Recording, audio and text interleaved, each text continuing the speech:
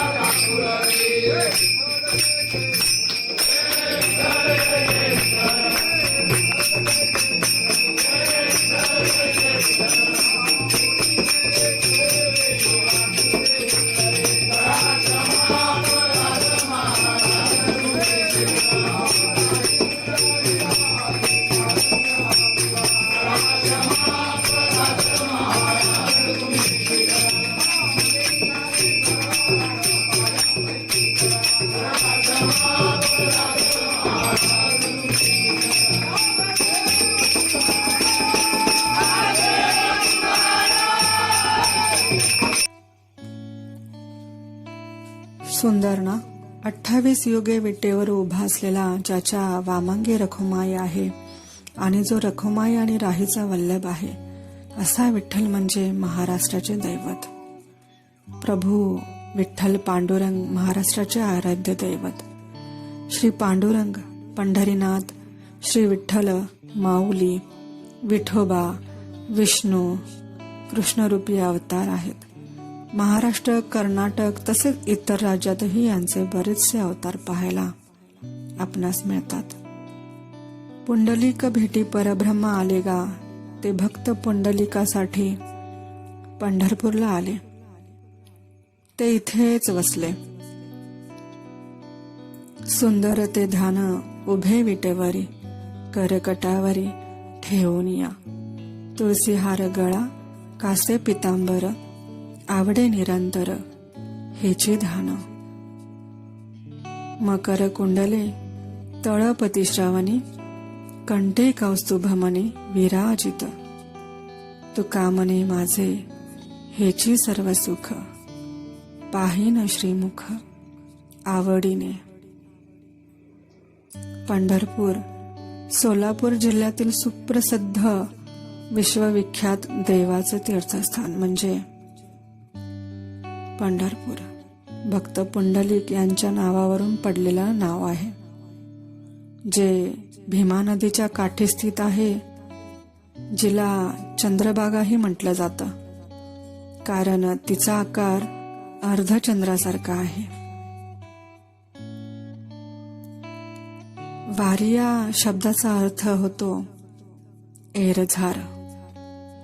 जन्ममृत्यूची चुकवी फेरी तोच खरा वारकरी. पंढरीची वारी म्हणजे आपल्या घरून पायी चालत पांडुरंगाच्या भेटीला निघायचं आणि पांडुरंगाला भेटून पुन्हा घरी यायचं, पुन्हा परतायचं. जीवन कसे जगावे याची खरी अनुभूती पंढरीची वारी करून देते. ठेविले अनंते तैसेची राहावे, चित्ती राहू द्यावे समाधान. तहानल्यांची तहान व्हायची, भुकेलेला जेवण द्यायचं, तर कधी झोपण्याची व्यवस्था करून द्यायची. कोणत्याही जीवाचा मत्सर करायचा नाही. स्त्रीला माते समान मानायचं. कथा वाचन प्रवचन करत, कीर्तन करत, मुखात विठ्ठलाचे नाव घेत पंढरीला जायचं. आळंदी देहूवरून अष्टमीला ज्ञानेश्वर महाराजांची पालखी दिंडी निघते, तर सप्तमीला तुकाराम महाराजांची या दिंड्या पुण्यात मुक्कामला असतात. तर त्यानंतर सासवडपासून आपले आपले मार्ग परिक्रमण करून त्या नवमीच्या दिवशी आषाढ शुक्ल नवमीला वाखरी येथे मुक्कामी दिंडी पोहोचतात.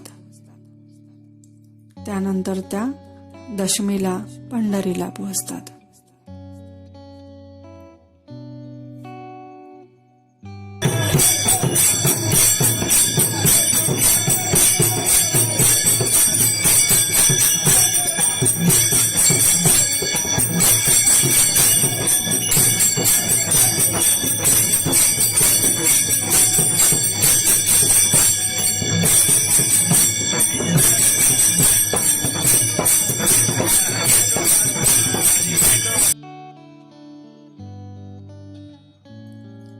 वयाची 60 ते 70 वर्ष पूर्ण केलेले वारकरी माऊली विठ्ठलाच्या नामात असे काय दंग असतात की पाहणाऱ्यांनाही स्तुती केल्याशिवाय राहवत नाही.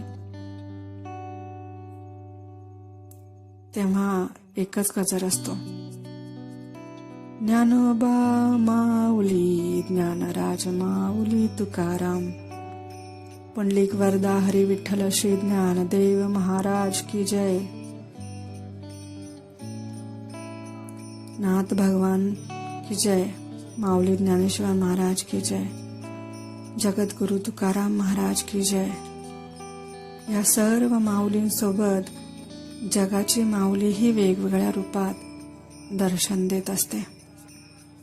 आपल्या भक्तांसोबत विठू माऊलीही चालत असतात. कुठे कुणाला तहान लागली तर पाणी आणून देतात, तर कुठे कोणी थकला तर खांदा देऊन जातात. चालता चालता पाय थकून जातात, पायाची सालेही निघून जातात. पण माऊलीला पाहण्याचं वेळ असं असतं की ते पाय फुगड्या घालतात, तर कधी टाळ वाजत वाजवत उड्या मारू लागतात, कधी कमरेवर हात ठेवून विठ्ठल विठ्ठल नाचू लागतो, तर कधी विणा घेऊन कीर्तन सांगत असतो. अशी नित्यक्रमाने वारी होत असते. दरवर्षी सारखी वारी त्या महामारीत नाही घडली. आपल्या देशात आलेली महामारी मुळे वारकरी आपल्या वारीला जाऊ शकले नाही. दरवर्षीचा सोहळा पाहू शकले नाही.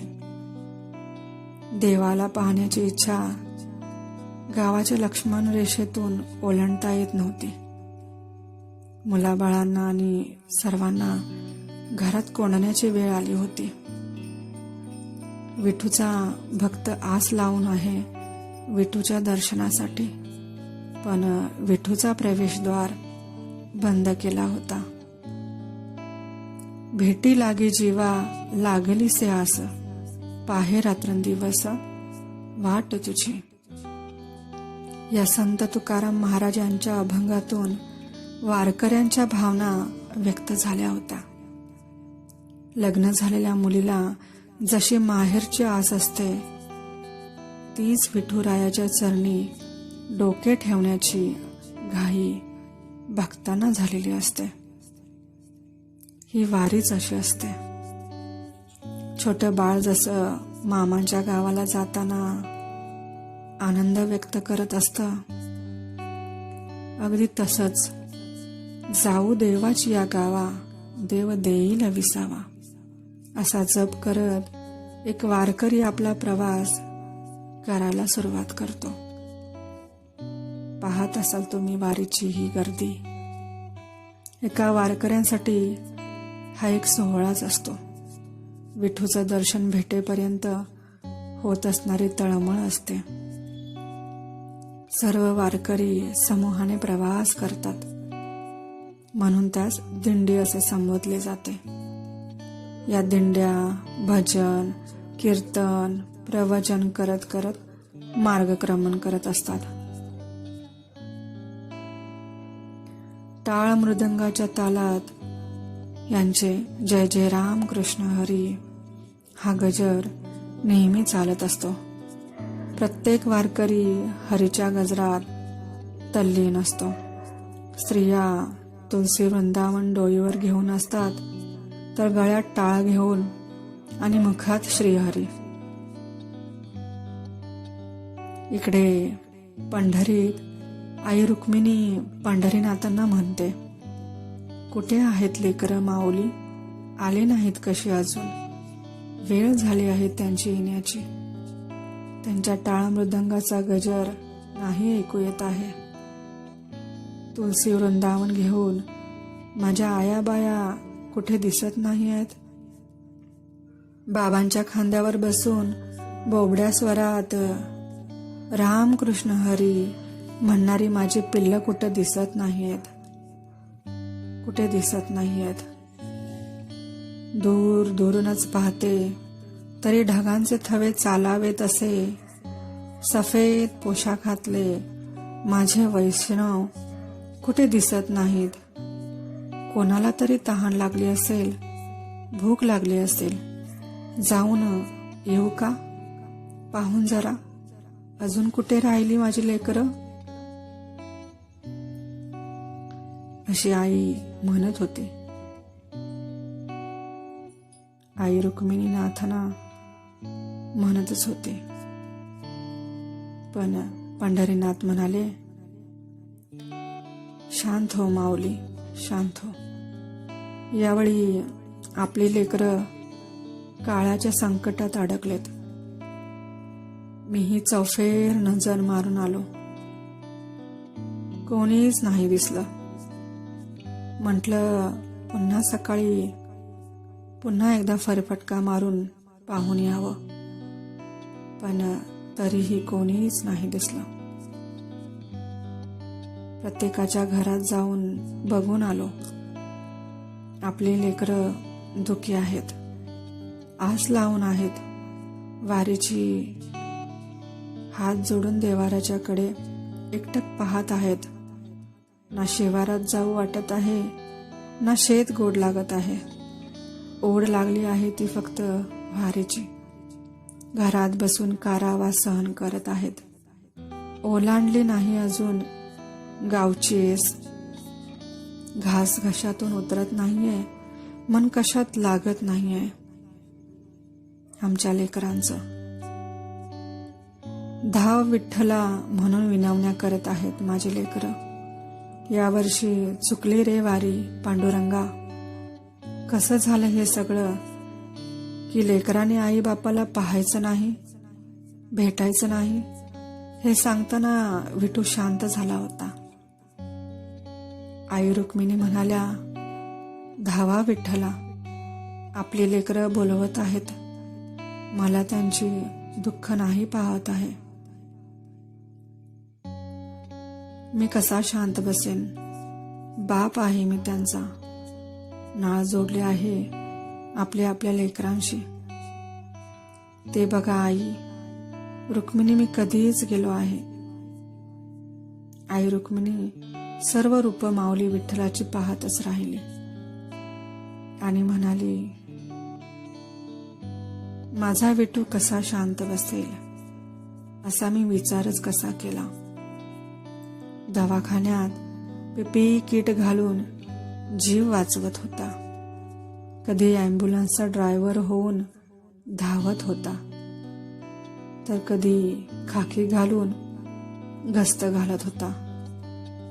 ठिकठिकाणी जाऊन प्रत्येकाला समजावत होता, बाहेर निघू नका, जीवाला धोका आहे.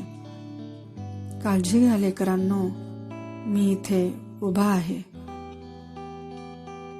मी इथे उभा आहे. घरात घरात जाऊन अन्न पुरवत होता. त्यांना जेवण दिल्याशिवाय स्वतः जेवत नव्हता. संपलेलं राशन तेव्हा कडधान्यांच्या पिशव्या बांधत होता. घाबरलेल्यांना तो आसरा देत होता. महामारीपासून वाचवण्यासाठी पीपीई किट बनवत होता, तर कुठे शिवणयंत्रावर बसून मास्क शिवत होता. लॅबमध्ये सॅनिटायझरचं उत्पादन वाढवत होता, तर कुठे कुठे नाही धावला माझा विठू. बाधितांना शाळेत राहायला सोय करत होता. त्यांची खाण्यापिण्याची व्यवस्था करत होता. रोज सकाळी सकाळी सर्व परिसर साफ ठेवायचा. पेशंटला नाश्ता आणि जेवण नित्य नियमाने पुरवायचा. लेकरानं नाव घेतलं की हळूच माथ्यावरून खांद्यावरून हात फिरवून जायचा. महामारीपासून वाचण्यासाठी जागोजागी माहिती देणारे पॅम्पलेट लावत होता. कुठे धावत नव्हता माझा विठू. संपूर्ण जगभर बसून लस बनवण्याचा प्रयत्न करत होता. जाईल तिकडे सिक्युरिटी गार्ड होता. चौकात उभा राहून घरात राहा बाळा म्हणून आकांताने सांगत होता. 24 तास मेडिकल स्टोअर चालवत होता. तोच माझा विठू होता. वाढणाऱ्या डेड बॉडीज पाहून हळूच कोणाकोपऱ्यात जाऊन अश्रू व्हायचा. माझा विठू असाही मला दिसायचा. आपत्कालीन तुकड्यात सामील होऊन पुरात लोकांना वाचवायचा. इतकं करूनही माझा विठू सीमेवर पण थांबायचा.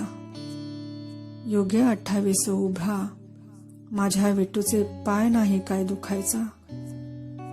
पाहत नव्हती लेकराची ही आबाळ म्हणून माझा विठू पंढरी सोडून स्वतः लेकरांसाठी वारी करत होता. माझा विठू स्वतः लेकरांसाठी वारी करत होता. असा माझा विठू लेकरांसाठी धावत पळत होता. अशा रीतीने माझा विठू त्यावेळेस जगभर लेकरांना वाचवत होता. तोच पंढरी सोडून जागोजागी वारी करत होते. कारण विठूच्या लेकरांना पुन्हा एकदा वारी करता यावी आणि वारीचा सोहळा पुन्हा चालू करता यावा. असा आहे आपल्या विठूचा वारकरी संप्रदाय व महिमा. सांगावा तितका थोडाच आणि जाणून घ्यावा तितका कमीच. तर भेटू पुन्हा असाच माझ्यासोबत लेखनाचा पुढचा प्रवास करण्यासाठी जोडून रहा रायटर रूपा या आपल्या आवडत्या YouTube चॅनलवर. तोपर्यंत सर्वांनी खुश राहा, काळजी घ्या, मस्त राहा आणि सबस्क्राईब करायला नका विसरू. धन्यवाद.